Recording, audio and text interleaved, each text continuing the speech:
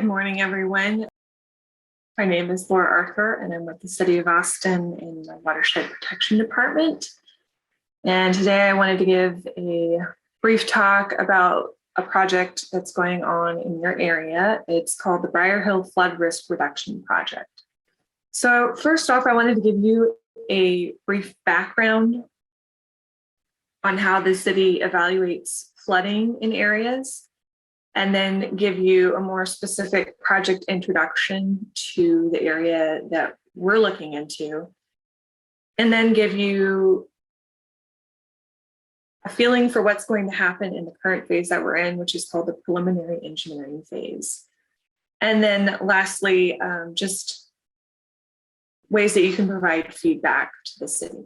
So to give you a brief introduction of how the city looks at flooding and categorizes it, we have creek flooding, which occurs when creeks rise over its banks and flood the surrounding area. And this is a picture in the city of Austin that was taken during a storm event, and creek flooding occurred in the neighborhood. You can see the car is flooded, and so is the house. And then the next kind that we look at is called localized flooding, which occurs away from creeks.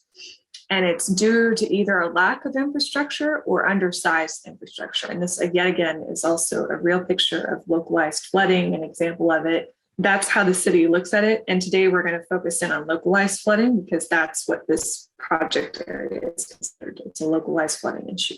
This is kind of how we as the city look at and evaluate local flood issues.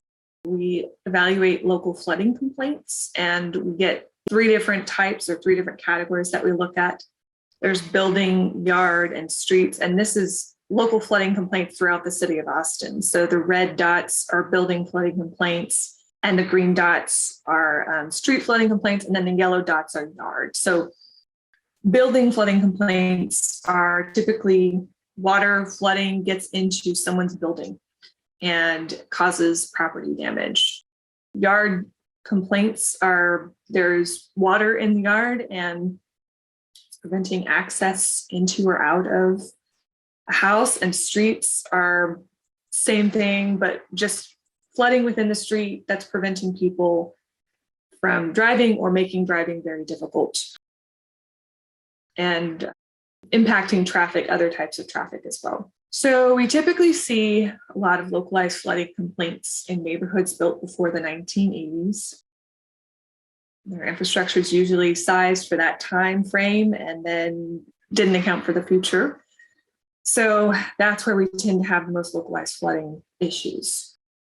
And typically how we try to mitigate this is through large capital improvement projects to address these problems. So this is our flow chart and these are typical phases for a project, but they're not always followed so that we can allow for flexibility within projects, but this is our typical storm drain capital improvement project phases.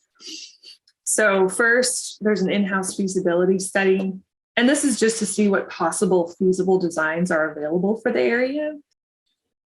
And then the next step, which is where we're at, is the preliminary engineering phase. So we usually hire a consultant to look at different alternatives. And at the end, they determine which is the most feasible. And then the next step after that is design. And this is when the details are worked out and construction plans are drawn up. And then we go to permitting and bidding.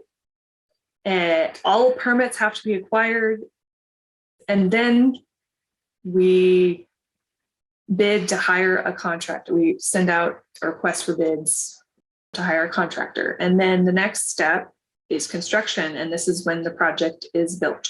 This is the project area that we are currently looking at. Project area is outlined in kind of this pink color, and we have building flooding complaints in red, and green are street flooding complaints. And we have a few yellow as well, which are yard flooding complaints. So we have 11 building, 3 yard, and 4 street for this area as far as flooding complaints go. And it's a very high-ranking priority area for local flooding because of all the complaints we have in a very small area. And just to note, these flooding complaints are what the city has on record. So it's not necessarily completely reflective. If someone hasn't filed a report or contacted us to let us know, then we don't know.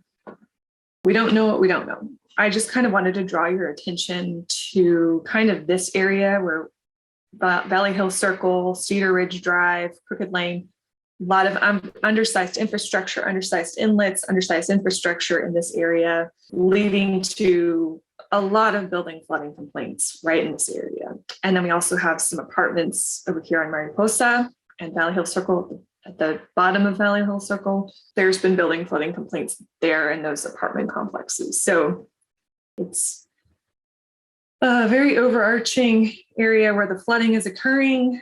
The system was built in the 1970s, which predates the 80s, which we were kind of talking about earlier. And it consists of underground pipes primarily. So, and the main cause of flooding, like I was kind of discussing, is just inadequate storm drain infrastructure. It's too small.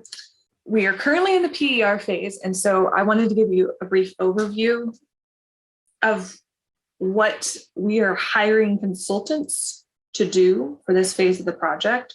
First off, they're going to collect data in order to do their analysis of the hydrology, hydraulics, and then the mapping extent and severity of the flooding. So they're going to need to get historical rainfall, LIDAR, field visits and surveys, high flood watermarks, so things along in that nature. And then they model the existing condition based off of all of the data. After they've analyzed the hydrology and the hydraulics and everything, they go and they look at where the pipe should go. So looking at various alignments, and then they determine how big the pipe should be along the system. And an important component of this is they need to show no adverse impact to properties and environment downstream of the area that they are improving. We don't always acquire easements, but we might need to build out storm drain infrastructure, such as pipes and inlets, outfalls. But we will know more by the end of the PER what kind of easements we'll need to proceed with this project. So this is kind of a map view of some 2D modeling that we've done for the 100-year storm. So the 100-year storm is basically just a 1% chance that a rainstorm of this magnitude will occur any given year. And we use this storm to model flooding as an effective way for determining flood risk in an area. So two-dimensional engineering modeling considers flow in the storm drain as well as the surface. This map shows the depth of water on the ground for the 100-year storm. And the light blue in this area represents flooding depths greater than 3.5 inches. And it's shown in the map legend here. You can kind of see 100-year flood depth. And then we have the building flooding complaints kind of lined up to show you where those are in relation to how our 2D model is showing flooding in this area. So you can kind of see Crooked Lane, Cedar Ridge Drive has some light blue right here at the inlet. And there's just flooding up and down here. But I wanted to go to the next slide because we're going to zoom in on this area on the next slide so we can kind of look more at the residential area and what's going on there. So this is even more zoomed in, and you can see right here, Cedar Ridge Drive, there's ponding according to the flooding model, and there's a building flooding complaint right there. And there's also some pooling here along Crooked Lane. There's flooding of a building that lines up with the building flooding complaints. And there's also some ponding here along Briar Hill where that inlet's at, and there's a building flooding complaint. So there's also flooding all along Burton Drive, which lines up with the street flooding complaints that we've had from this area and this area. The next step is we need your help.